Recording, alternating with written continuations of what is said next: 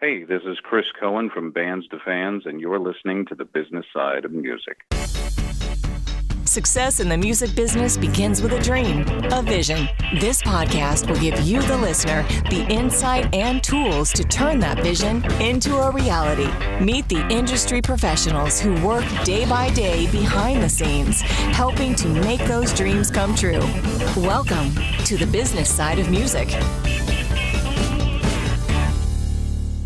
This is Bob Bender, and you're listening to this edition of the business side of music.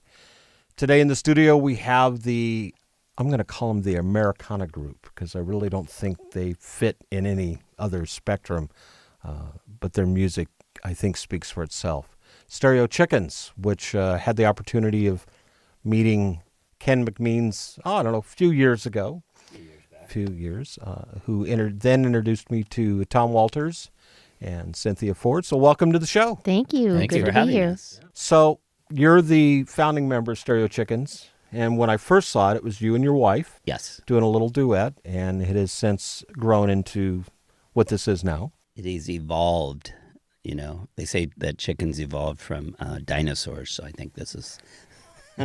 Are you saying you're a dinosaur? I don't know what That's what it was. You called that? I have no idea what I meant by that, but Yeah. I keep seeing these T-Rex diagrams where the rooster has descended or evolved from the T-Rex. So sometimes chickens are very angry. That's right. And We in the do get studio angry. today, too, we have Gary Lux, who we had on a previous episode. Gary's the producer of this project. Gary, welcome Thank again. you. Thanks for having me. Welcome, Gary. Glad to have you. You all have distinctive parts in regards to this. You all sing, correct? We all sing. Mm-hmm. Tom, you're the mandolin player. Mm-hmm. Any other instruments we should be aware of? Not in this group. I play guitar, but basically mainly mandolin in this group. Ken, of course, you're the guitar player. Because I can't play mandolin. Yeah. and Cynthia. And I play everything else they don't want to play. Yeah. they're- Primarily percussion with these gafties. Okay, so the first question we have to ask is how did this motley group get together here? This motley group, Tom was the product of a broken home. Let's back up here. We now. met Tom. He was playing with Christine Rogers in a group duo called Sweet Audrey a few years ago. Chasing Audrey. And Chasing Audrey, yeah. And she moved back to Maine, and Tom was a free agent, and he was at our house one day, and we were just playing with a bunch of musicians, and he played along with my wife and I said, "You want to be a chicken?"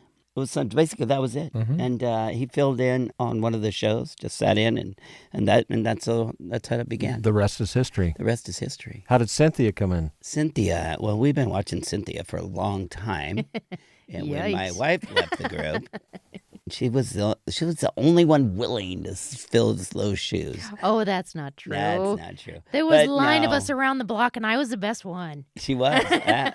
No, Cynthia is. I think we're going to let Cynthia do the talking.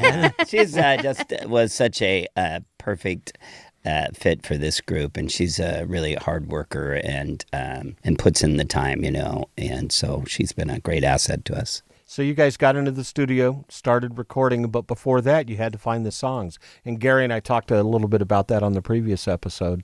How did you find this material? Wrote it. We wrote, with the exception, I'm a big fan of a guy in Europe named Jack Severetti, who's just become just sort of taken off really big there. And Cynthia and I do this duet called Crazy Fool that was written by Jack Severetti and that he had done as an acoustic duet. And one of the songs, it's just a song that we love to sing in shows. We've been doing it in every show and never get tired of it. No. And so we wanted to have that song on the record. Everything else that will end up being on this record we've written ourselves. How many cuts? On this, right now we have 3 that we recorded with Gary's studio, and there's hopes for more. 2 of those are original? 2 originals, and Who were the songwriters on that? one was with 4 writers, actually. It was, or 5, wasn't 5 it? writers. 5 writers, yeah. Great Big Sky, which is a really beautiful song, which is kind of inspired by Sarah Darling, who was in town, a client of Ken's, who performed, and we had, let's come, so they came to my house, and we sat around a table, along with her guitarist, Cheyenne Meadows, and my wife. and yes, and Elizabeth McMeans, and we wrote this what I think is a very beautiful song, and she kind of had the original idea, Sarah Darling, of, because she was recently on the road and Great Big Sky. I've always wanted to write a song about, I'm evaluating my life and I'm in this spacious environment, and so we kind of took it from there, and I think it was like an hour and a half we had this song, and 5 people writing a song is a very unusual occurrence.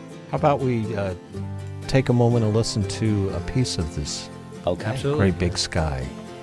Rows of gold, fields of rain, empty road across the plain, and it's a long way home, and I need a change. I've grown tired of the same old same.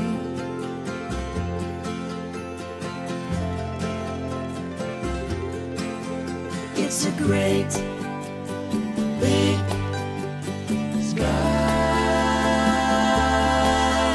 It's a great big sky.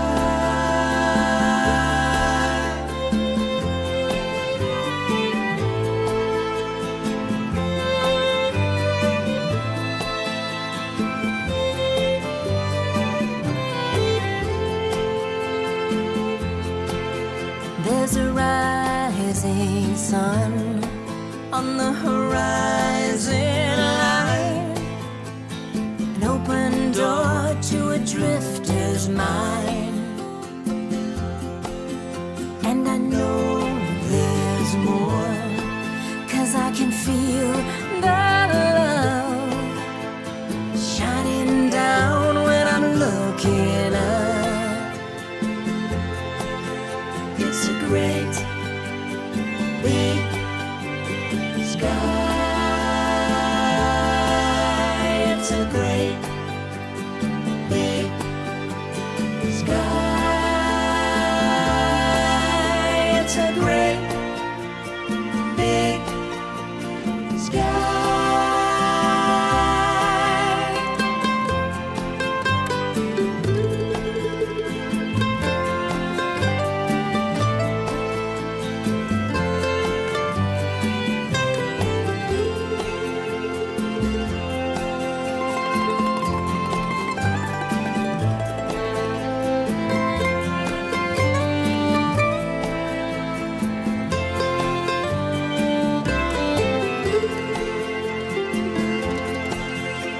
Rows of gold, fields of rain. This painted canvas has no frame. It's a great big sky. It's a great big sky. It's a great big sky. It's a great big sky.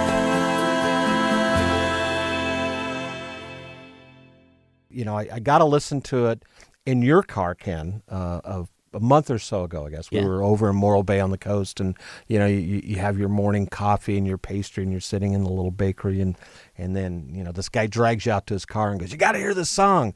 And, I think I told you at that point, it was like, reminded me so much of like early Eagles or Poco or, that style of music that to me, the embodiment of just great vocals and telling a story like that, I loved it. Yeah, I think it's along like Eva Cassidy's Fields of Gold. I think it's got that kind of feel to it.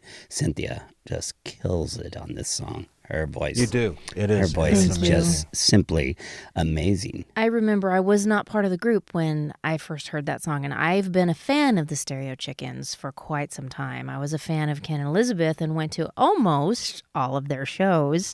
So it was an easy transition for me to step in because I knew what they did, and I knew a lot of their catalog because I'd seen them so many times.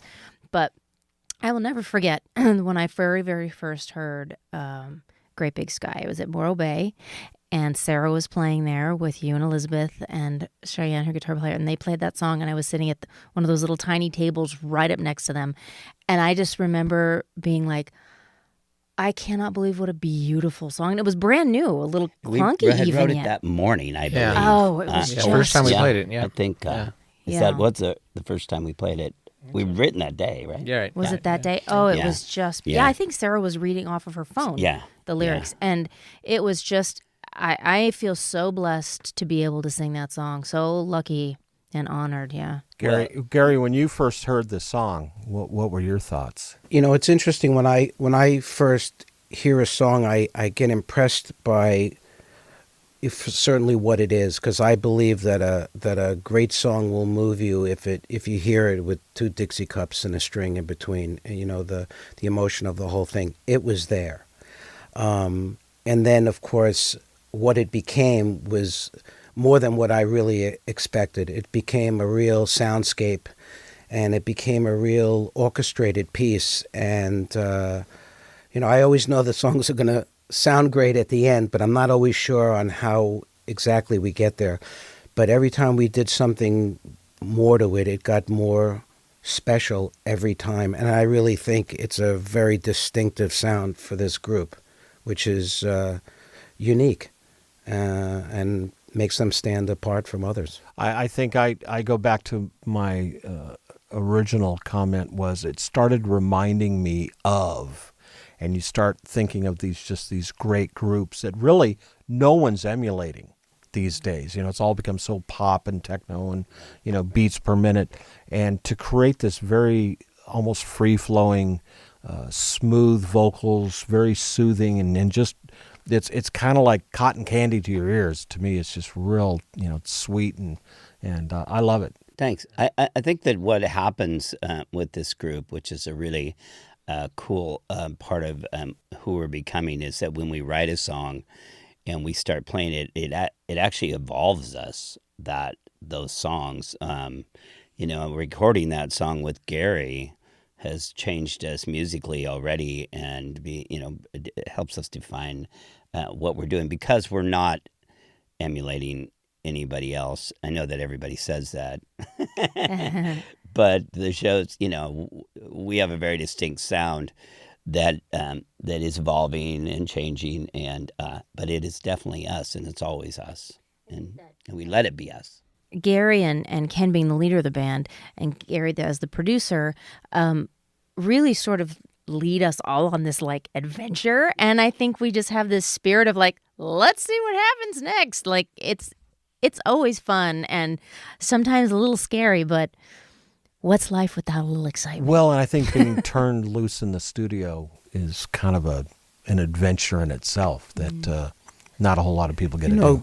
Being in the studio is, for some people, it's their first time, you know, in the studio, certainly under the level that we're about to undertake. And I think the group, and I thank them for the trust that they had in me, because they responded very quickly, and they saw on how much effort it takes to do what we do, but how each day and everything that we did, the flower just kept growing and growing, especially in Great Big Sky. Truly one of the most beautiful songs I've ever produced. This is Bob Bender with Gary Lux and the Stereo Chickens here in the studio today. You're listening to this edition of The Business Side of Music. You're listening to The Business Side of Music.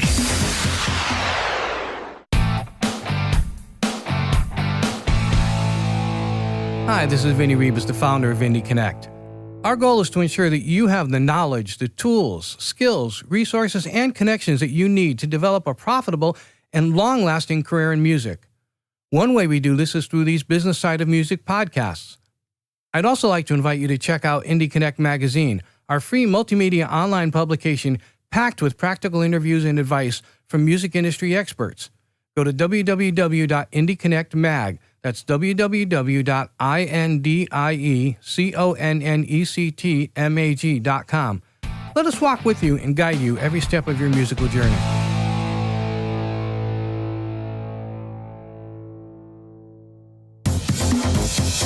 You're You're listening to the business side of music. This is Bob Bender. You're listening to this edition of the Business Side of Music. In the studio today, we have Ken, Tom, and Cynthia with Stereo Chickens. Gary Lutz, their producer. Guys, welcome back to the show. Thank you. So, Cynthia, as we're taking a break, we're all kind of looking at you going, okay, you really made Stereo Chickens, didn't you? Well, no. Well, that was a trick question. Yeah. Right? No, but you No. came into the picture. I'm the newest chicken, Yeah. the newest chicken to be hatched. But from my background, I was always a band leader and did all of that stuff in LA and New York and whatever. But what I can say about this experience is it is 10 times more fun to be a member of a group where everybody's contributing and we all sort of take those leaps of faith together. Yeah. And it's been a wonderful experience, truthfully. How is it to work with these two guys? Great. Ken's like my buddy, and we goof. We're like the children, and we play and have so much fun together. And Tom keeps us honest, which we need. Sometimes we get in trouble with Tom. Sometimes we get busted. Or is it that Tom gets in trouble because of you guys? No, that happens. Yeah. I don't know. Yeah. Well, I don't know. But it's been a lot of fun, and it's been great being on the road. Everybody's pretty easygoing, and we have some stories that we probably have shouldn't some get into right stories. We were out on the road a lot through 2017, and so been to a lot of places: Alaska, Montana, Washington, all over California, and we have a lot of stories. What's the response with the audience that you're playing in front of with the music? We get consistently a nice response. We really do. I think they like our stage presence. We're engaging, funny. The chicken hat I've seen you wear. Yeah, but yeah, just and the music, like you said, is kind of fresh, and it's not your typical. We're not just straight playing bluegrass or straight country, Right. or we're doing kind of our own thing, and I think people are enjoying it. That's why there's been continual movement with the group. There's energy around it. Yeah. You're still in the studio working? I'm hoping we'll always be in the studio working. Yeah. You're still finding songs? We are still finding songs to complete the EP, and we're sort of trading up songs as we go along. You know what happens, Bob, when you come out of the gate with 3 songs that we did. The group has really evolved over the last 3-4 months, and so the bar has been set higher for the group. Yeah. So, it's my responsibility to keep pushing and keep the bar high and consistent. So the songs that come in now have to hold up to the ones we did. So, we're not just, making a record to fill a record. Everything that we do is calculated, and we're looking to impact our fans with what they would expect from us.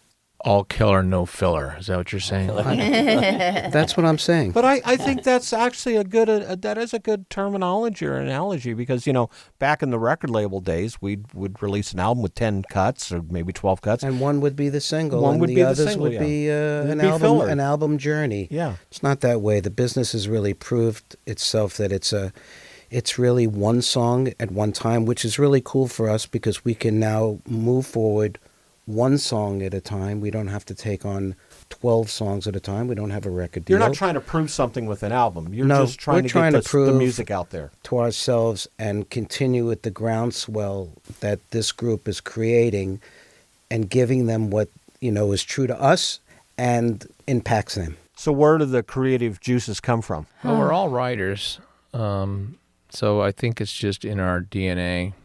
So we get together. We've starting to do co-writing as a trio. Does that seem to work better or easier than sitting individually, or? It's different. I write a lot on my own, as I know Cynthia has, Ken has.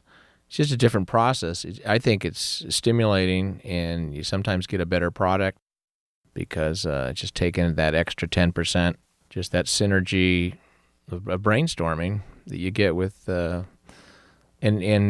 since we all, I think, are open to when you co-write, there's a whole thing of someone has a better idea, and are you going to take it personally, or are you going to go step back and go, well, let me think about that. But I think that's the part that we've developed within ourselves with the group, their trust in me, what they expect from me, and so they're, I'm sitting at a higher level, so they're submitting to me all the time, and so it kind of helps filter things out. So we're looking for something that'll be special to complement the others, and so we got a new. Then it's got to get through me. A little acronym. We got a WWGD in whatever we're doing, musically, writing, or rehearsing for a performance. What would Gary do? That's our new thing. So we sort of use that as our. How we're evaluating how something is going. We're selling wristbands, by the way. Yeah. It's our first product. When we're writing, because having worked with Gary, and I've never really written like this, but when I wrote with Michael Peterson, the country artist, Michael liked to be arranging as he was writing the song, which is a totally different way of writing. And since we've been working with Gary, we've found ourselves sort of thinking about how that's going to play out in the studio when we get to that. So we have been, to some degree, arranging as we've been writing together pre-Gary, before it goes to Gary, even though he's going to totally, change it all.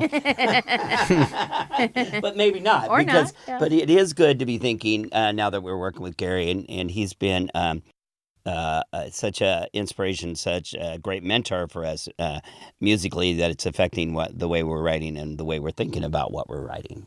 So I think the songs from us as we go through this process will be, let me see more sophisticated right from the time we finish writing them before they've even got to. And to toot Gary's horn, I mean, we have all commented every time we have a session with Gary how amazing he is to work with, and his ability to pull you to a higher level, but do it in a way that's gentle, funny, but doesn't lower the bar, just because he wants to be a nice guy. Yeah. I mean, it's tough. It's real work. And it's hard work. Being in yeah. the studio on these 3 songs that we've done, it's very hard work. And it's at the end of the day, you're just going, you are just wiped out. And that's way different than, because I recorded a lot of songs for TV in the 80s, and we'd go in and we'd lay down all the tracks, and we'd do the vocals twice, and we were done. That's a wrap. And it's not like that in the work we're doing with Gary. It's very labor-intensive, and sometimes it's frustrating, and sometimes you're just, hoping you're going to get your part so you can go sit in the other room where everybody else has to be in here. Yeah. But in the end, the product is exceptional, and I think that what we have done with Gary at the helm has been exceptional. And knowing his, his track record and his, his level of expertise, you can bear more of it, I think. It's like, okay, well, he knows what he's doing. He's not just, making us go through this exercise. I can safely say for myself that it was the first time I was ready to hit the ground running at 7 a.m. Turn on the mic, let's go. And we did. And we did. Yeah. And you did. And we did. And I do say that first day we were in the studio with Gary, we would say, "Are you sure that's how you want us to sing that?" Because we didn't. It was our first day working with him, and we were questioning it. But after day one, after we weren't questioning it. At the end of the day, a group like this is a vocal group. The sound of what they are is a vocal group. Their blend, they're a vocal group. The Beatles, at the end of the day, were a vocal group. Crosby, Stills, Nash & Young, they're a vocal group. Stereo Chickens is a vocal group. Yes, we play instruments, and yes, it's that. But the blend of what they are is the personality of who they are, and they're a vocal group. And that's where nobody gets away with murder with me. So it's extremely, extremely difficult to produce vocals. It's easy to record vocals, but it's really tough to make this. And it was my responsibility to create the blend, create the sound, and that's who we are. And we're getting a great response of the uniqueness of what it is. And, I'm from New York, so there was no way that I was going to be able to produce a folk band. They asked me, they wanted it to be Americana, they wanted it to be edgy, so I felt that it was my responsibility to push a contemporariness, yet still hold the reins back to let everybody know we're still down home when we need to be down home, but we rock when we need to rock. Yeah, and that was a concept that was relatively new to me to be able to accomplish all that in considering, things I'd done over the years. We're going to take another break, get our sponsors in here, and when we come back, I want to talk about a couple of your other songs that I've had the opportunity to listen to. This is Bob Bender, and you're listening to this edition of The Business Side of Music. You're listening to The Business Side of Music. Next up, the Indie Artist Spotlight, brought to you by Reverb Nation. Like a piece of paper, I tear easily. I'm too sensitive to face reality. I've been broken into bits of glass, and I feel you trying to put me back. I've been living too long in the past tense, a shadow of myself hanging on regrets. One touch from you eases my mind. Hope you can bring me back to life. I'm half asleep, falling through clouds, crashing into you on my way down. Though I'm scared my heart might break, you're a feeling I can't shake. I close my eyes and I can see your reflection here with me. But dreaming's not enough, so I'm finally waking up. Hi, this is Victoria Renee, and I'm a member of Reverb Nation. Trying to make sense of what happened then. Not sure I can take that chance again. I live in Los Angeles. You can consider my style of music soulful pop. So fast, I need time to breathe. I take one step back. Growing up, I listened to a lot of Marvin Gaye, Beyonce, Aretha Franklin. I love Jessie J, of course Britney, I'm a 90s kid. Feels like home. Just promise to never let me go. I'm half asleep. I performed recently at Southern Women in Film and Television Convention in Nashville. I've had the honor of performing at NAMM. I've opened up Ariana Grande. You're a feeling I can't shake. I close my eyes and I can see your. And my newest single is called A Better Tomorrow. It's on iTunes, Spotify, all the streaming platforms. Proceeds go to St. Jude Children's Hospital.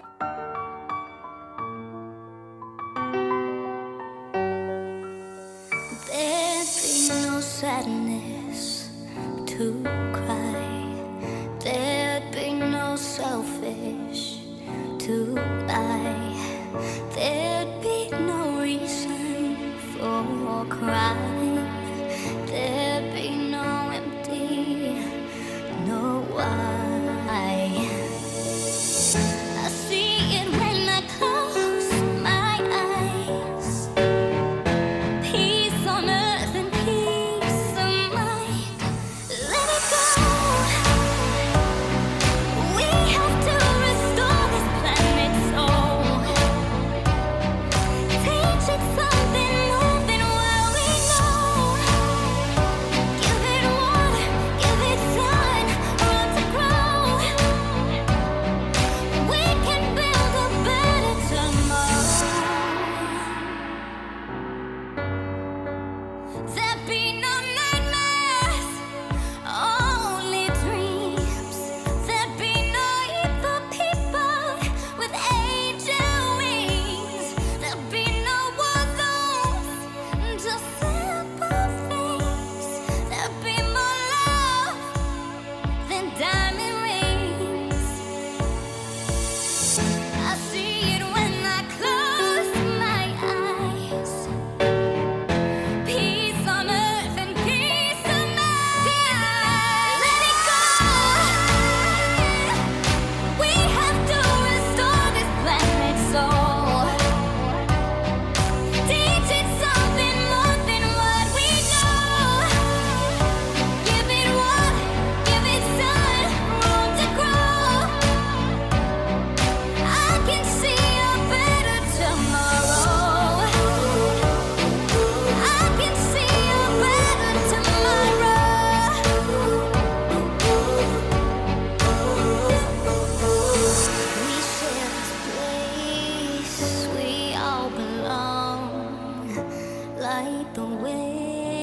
me till dark is gone.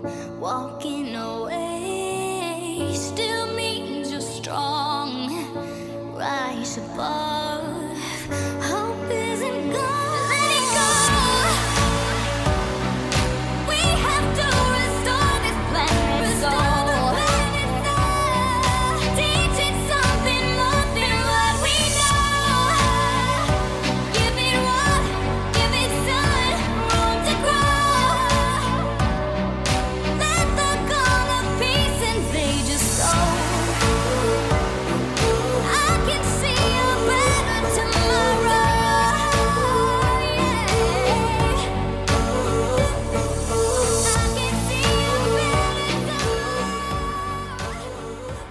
Once again, this is Victoria Renee, and I'm a member of Reverb Nation. And you can find me on the internet really anywhere, Twitter, Facebook, all those things at Victoria Renee, Renee, or Instagram, Victoria Renee Plummer, Plummer.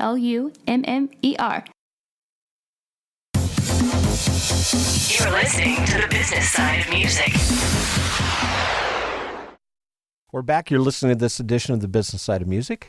In the studio today with Tom, Cynthia, Ken from Stereo Chickens, Gary Lutz, their producer. Welcome back, folks. Hey, Thank you. Thank you. Couple songs that we touched briefly on, Crazy Fool, but let's jump ahead to Brothers in Arms, because that one I think has got some special significance to it. Yeah, it certainly does. And for us, Texas icon Bob Livingston, who played with everybody. Los Gonzo Band was his band. Played with Jerry Jeff and Ray Wiley Hubbard, Michael Murphy, all of those guys. He was one of the founders of the Austin music scene, and he was up on the Central Coast, and we had a chance to write with him. And we didn't really know what we were going to write, and I had a vision that we really needed. We were opening all of our shows with Fire on the Mountain, the Marshall Tucker song, and I thought, well, we should have our own version of Fire on the Mountain. That was my original inspiration. Sort of this all changed, but we had been out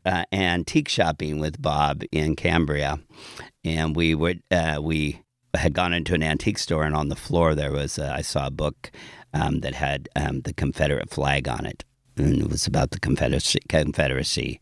And I walked over and I pulled that book back, and behind it was a book about the Union Army.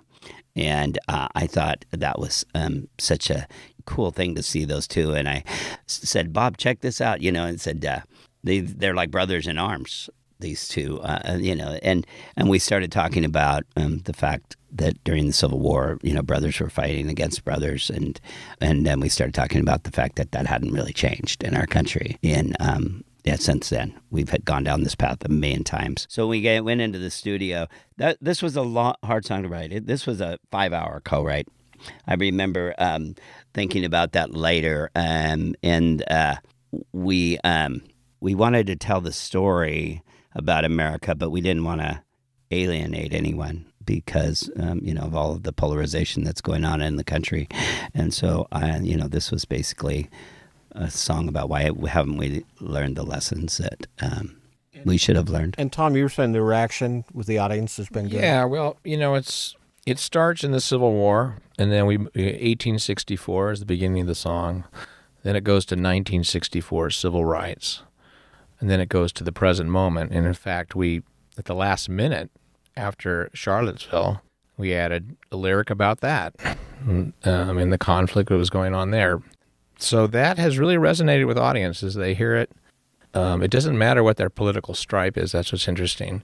They come up and they just, and that means we really achieved our goal. We didn't it's not about left or right. It's about people coming together and people coming apart. And we really are in a phase right now. We felt it was timely song because there kind of is a phase. There's a lot of division in the country right now, as you can see.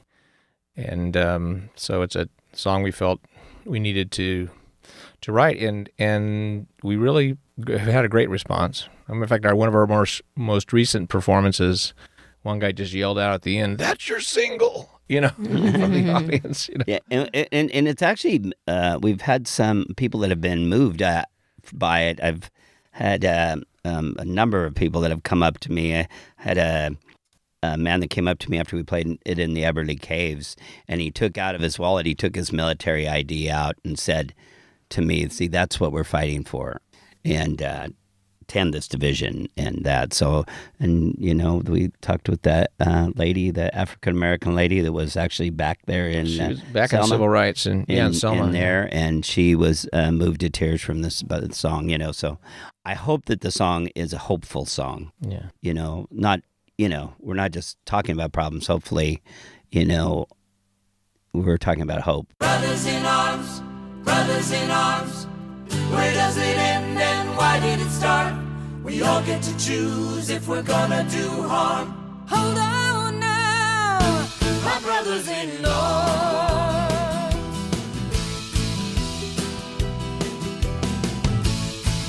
It was 1864, door was closing on that Civil War, tearing all our families apart.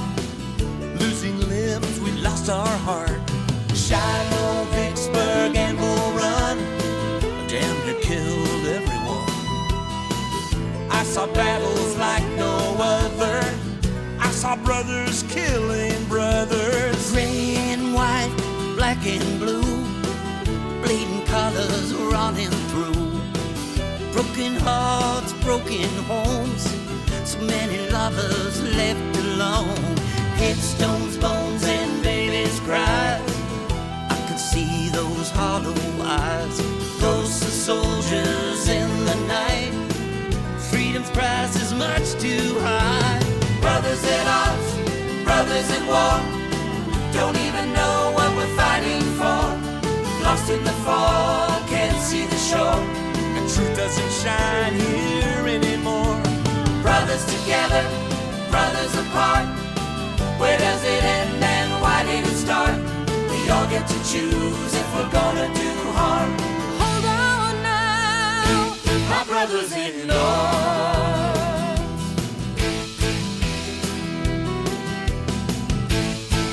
It's 1964, civil rights, a civil war. We're going where we've been before, black and white, rich and poor.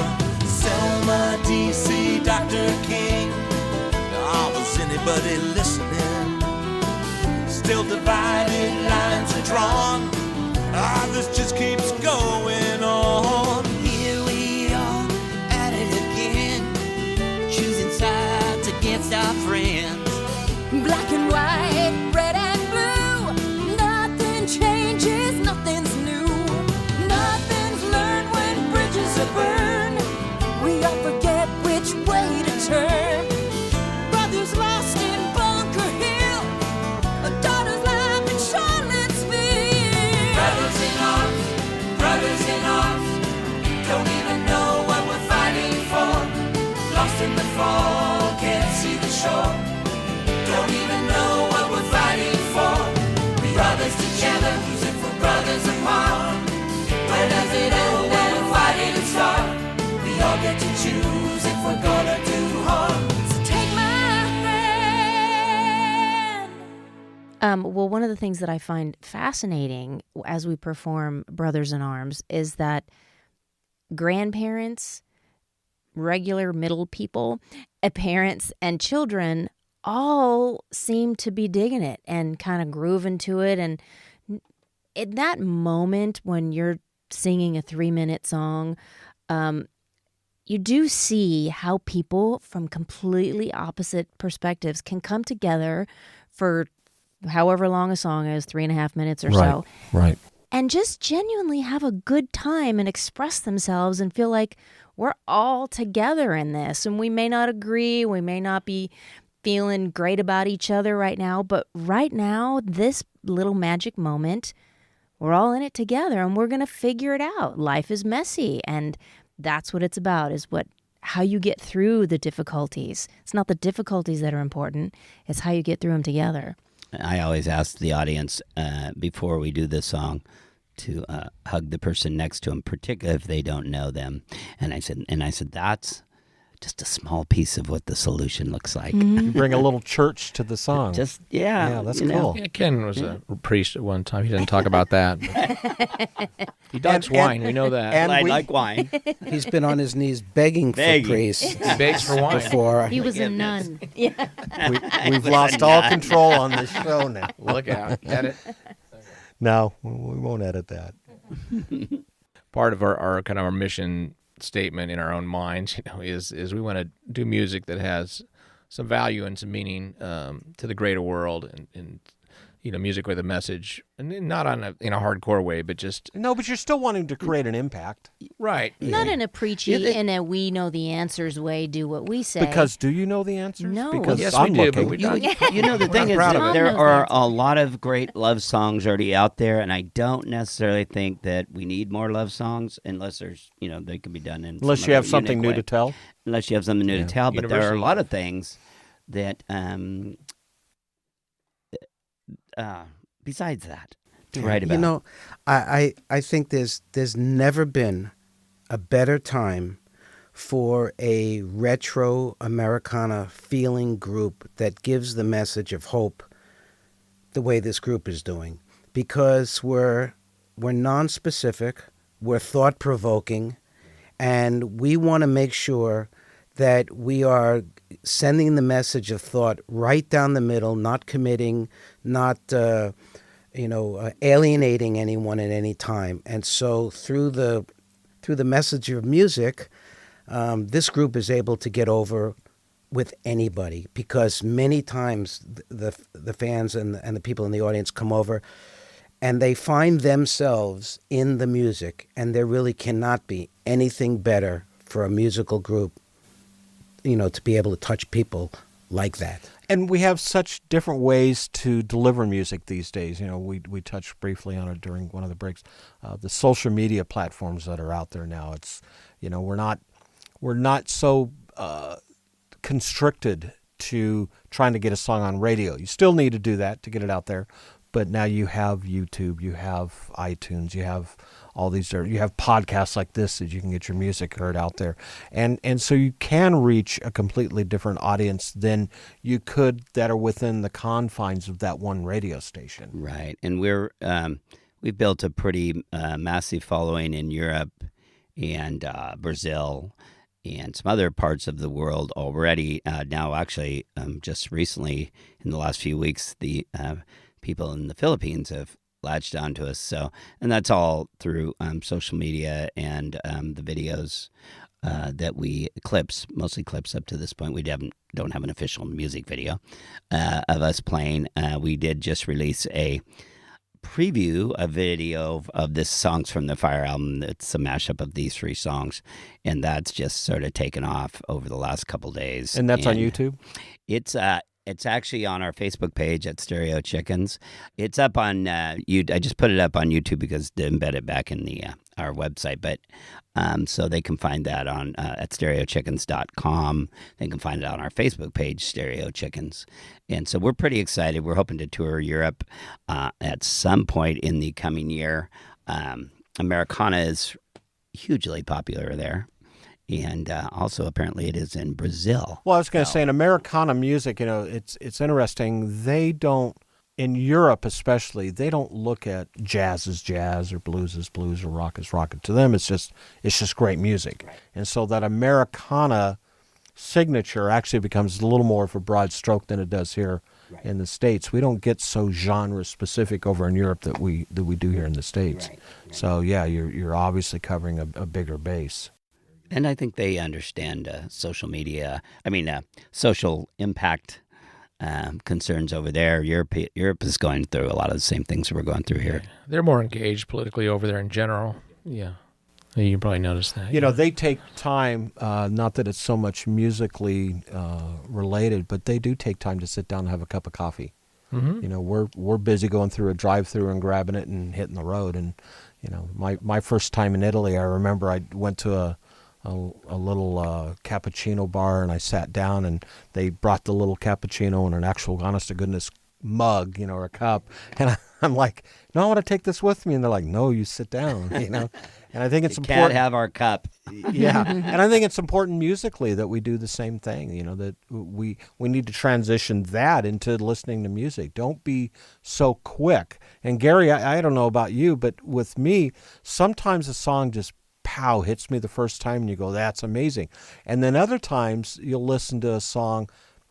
In my case, sometimes 10, 15, 20 years later, and you go, I've never heard it that way before in my life. I've never heard that lyric in that sense. And you almost rediscover the songs. Yeah, I think, people need to take time to, smell the roses and listen to music and listen to lyrics and slow down a little bit and be a little bit more engaged instead of texting and calling more people so that they can hear the inflection in someone's voice. You just can't hear the emotion in a text, and it's being a little lost. It's being a lot lost. So we'll carry the banner for the music and for the message here, and I think this group has a really great future. Not only spiritually but musically. Tom, Ken, Cynthia, Gary, thanks for being on the show. Appreciate it. Thanks for having us. As we go out here, we're going to play a little bit of Crazy Fool as we end the day.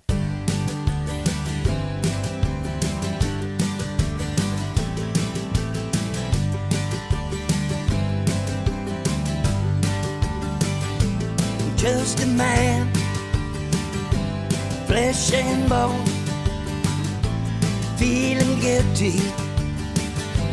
Feels like home.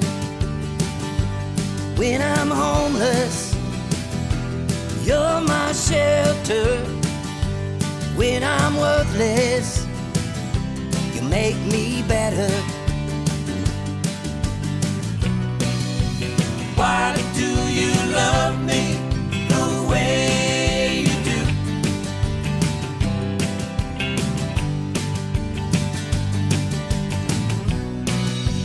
Why do you love me, you crazy fool?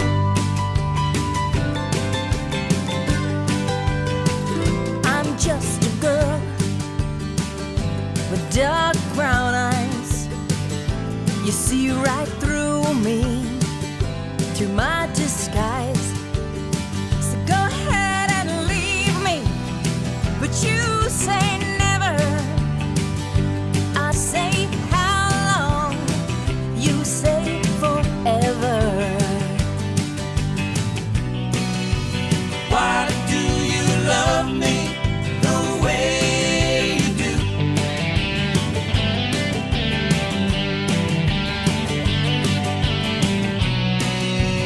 Why do you love me, you crazy fool?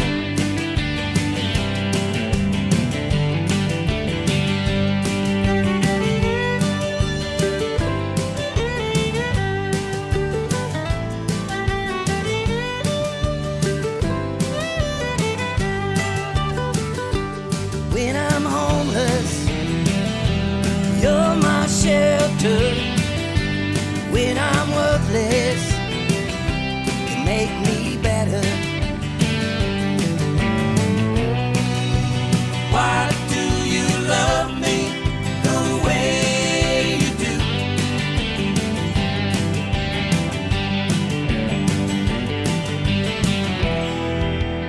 Always leave the light on so I can find my way back to you.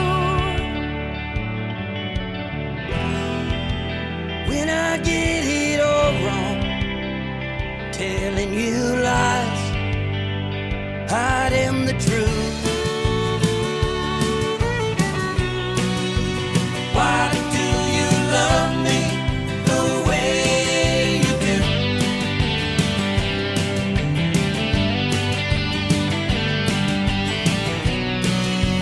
Why do you love me, you crazy fool?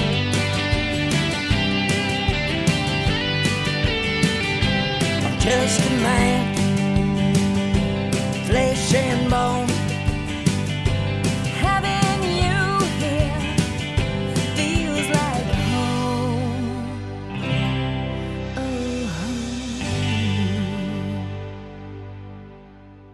If you're interested in learning more about our show, drop us a line at musicpodcast@mail.com. That's musicpodcast@mail.com. If you have any suggestions of persons or topics that involve some facet of the music industry that you'd like to hear about on our podcast, please feel free to let us know. You can follow us on Facebook on the Business Side of Music podcast page. You can also find us on Twitter at Music Business Podcast. Also, if you're listening to this podcast on iTunes, post a review on what you think of our show. This is Bob Bender, and you've been listening to this edition of The Business Side of Music. The Business Side of Music is the creation of Tom Sabella and Tracy Snow and is produced by Bob Bender for Bob Bender Productions. Co-producer for the show is Vinny Rivas. The Business Side of Music is recorded at Music Dog Studios in Los Angeles, California and Nashville, Tennessee. Production sound design by Keith Stark. Voiceover and promo by Lisa Fuson.